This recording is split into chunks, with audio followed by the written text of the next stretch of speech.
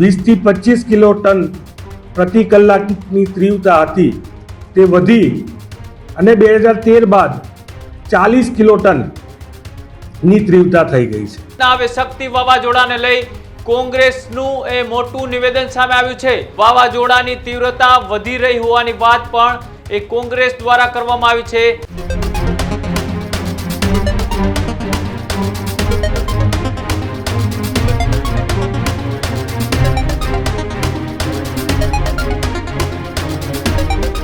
સમાચારોમાં આગળ વાત કરીએ। ગુજરાતમાં એક બાદ એક જે વાવાઝોડા આવી રહ્યા છે એ વાવાઝોડાની અસર એ ગુજરાતના દરિયાઈ કાંઠા વિસ્તાર અને ખેડૂતોમાં એ ભારે નુકસાન કરતું હોય છે। જ્યારે કોઈ વાવાઝોડાની અસરના સમાચાર સામે આવે ત્યારે હવે એ ખેડૂત છે તે ચિંતામાં મુકાતો હોય છે। એ જ રીતના હવે શક્તિ વાવાઝોડાને લઈ કોંગ્રેસનું એ મોટું નિવેદન સામે આવ્યું છે। ગુજરાતનો દરિયો એ વાવાઝોડા માટેનું એક હોટસ્પોટ બની ગયું હોવાની વાત એ કોંગ્રેસે કરી છે। ભારતના દરિયા કિનારે ચક્રવાતનો એ બદલાયેલો ટ્રેન્ડ એ જોવા મળી રહ્યો છે।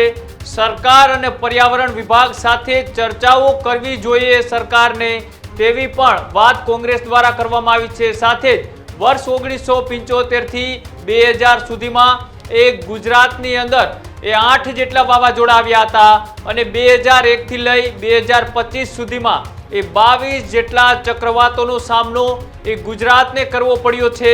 સાથે સરકારે આ દિશામાં નક્કર પગલાં લેવા જોઈએ તેવી માંગ એ કોંગ્રેસ દ્વારા કરવામાં આવી છે। વાવાઝોડાની તીવ્રતા વધી રહી હોવાની વાત પણ એ કોંગ્રેસ દ્વારા કરવામાં આવી છે। બંગાળની ખાડીમાં વાવાઝોડા છે તે 8% જેટલો ઘટાડો થયો છે। સામે અરબી સમુદ્ર છે તેમાં વાવાઝોડાની જે સક્રિયતા છે એમાં ક્યાંક ને ક્યાંક એ વધારો જોવા મળી રહ્યો છે।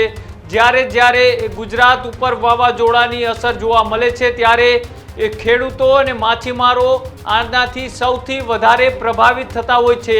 કોંગ્રેસે આંકડા સાથે એક માહિતી આપી છે કે છેલ્લા 25 વર્ષમાં ગુજરાત ઉપર 22 જેટલા વાવાઝોડા આવી ચૂક્યા છે।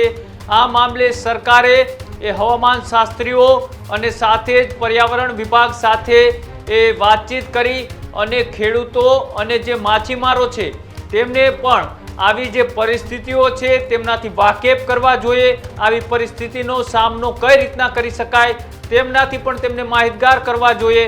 કોંગ્રેસે આ જે નિવેદન આપ્યું છે એ ચક્રવાત જે આવી રહ્યા છે ગુજરાત ઉપર એક બાદ એક, અને અત્યારે જે ચક્રવાતની ચર્ચા છેલ્લા 2-3 દિવસ ત્યાં થઈ રહી છે એ છે શક્તિ વાવાઝોડું।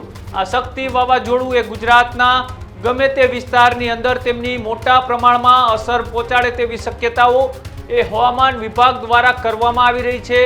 એક બાજુ એ શક્તિ વાવાઝોડું જેમનું નામ એ શ્રીલંકા દ્વારા આપવામાં આવ્યું છે અને આ વાવાઝોડું એ હવે ઓમાનથી 220 કિલોમીટર જેટલું દૂર હોવાની એ વાત કરવામાં આવી રહી છે। તે પહેલાં જ ગુજરાતના દરિયા કિનારાઓ છે જે પોરબંદર હોય, જામનગર હોય, ગીર સોમનાથ હોય, ભાવનગર હોય, અલગ અલગ જે દરિયાઈ કિનારાના વિસ્તારો છે તેમાં એ દરિયામાં આ વાવાઝોડાનો કરંટ એ અત્યારે જોવા મળી રહ્યો છે અને સાથે જ માછીમારોને દરિયો ન ખેડવાની પણ એ અત્યારથી વાત કરી દેવામાં આવી છે। ત્યારે એ કોંગ્રેસે આ ચક્રવાતો જે ગુજરાત ઉપર વારંવાર ત્રાટકી રહ્યા છે તેને લઈ એ શું કહ્યું આવો તે પણ સાંભળીએ।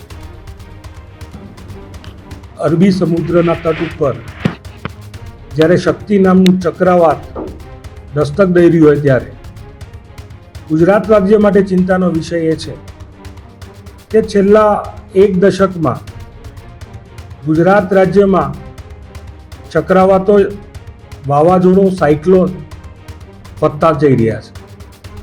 વાવાઝોડાનો ટ્રેન્ડ બદલાઈ રહ્યો છે, સંપૂર્ણપણે ટ્રેન્ડ બદલાઈ રહ્યો છે, એ ચિંતાનો વિષય છે।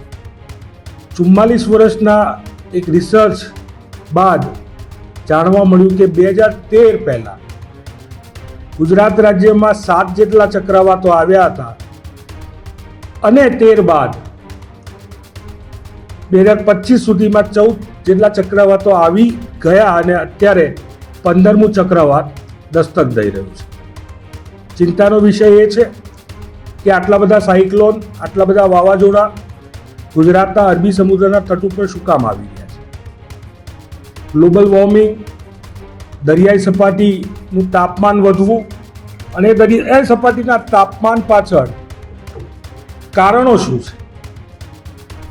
ગ્લોબલી વૈશ્વિક સ્તરે દરિયાઈ સપાટીનું તાપમાન દશકમાં 0.13 ડિગ્રી સેલ્સિયસની ગતિએ વધી રહ્યું હોય, તેની સામે ગુજરાતના અરબી સમુદ્રની તટ ઉપર દરિયાઈ સપાટીનું તાપમાન બમણી એટલે કે 0.24 ડિગ્રી સેલ્સિયસની ગતિએ વધી રહ્યું છે. જે સાયક્લોનો આવે છે તેની તીવ્રતામાં પણ સંપૂર્ણપણે વધારો જોવા મળ્યો છે. 2013 પહેલાં 20 થી 25 કિલો ટન પ્રતિ કલાકની તીવ્રતા હતી, તે વધી અને 2013 બાદ 40 કિલો ટનની તીવ્રતા થઈ ગઈ છે. સંપૂર્ણપણે ગ્લોબલ વોર્મિંગના આ જે પણ અસરો આપણે જોવા જઈ રહ્યા છે તેની માનવ જીવન ઉપર ગંભીર અસર થવાની છે. વાવાઝોડા આવશે, ખેડૂતોને નુકસાન થશે, જાનમાલનું નુકસાન થશે અને આ વાવાઝોડા દિવસે ને દિવસે વધતા જઈ રહ્યા છે. છેલ્લા 3 વર્ષમાં ગુજરાત રાજ્યની તટ ઉપર 3 વાવાઝોડા, 2023માં બિપરજોય, 24માં આસના અને 25માં હવે શક્તિ આવવા જઈ રહ્યું છે. અને જોવા જઈએ તો છેલ્લા 20 વર્ષમાં જોઈએ, 25 વર્ષમાં જોઈએ તો 22થી વધારે ચક્રવાતો એ ગુજરાતના તટ ઉપર આવી ચૂક્યા છે. આ ચિંતાનો વિષય છે.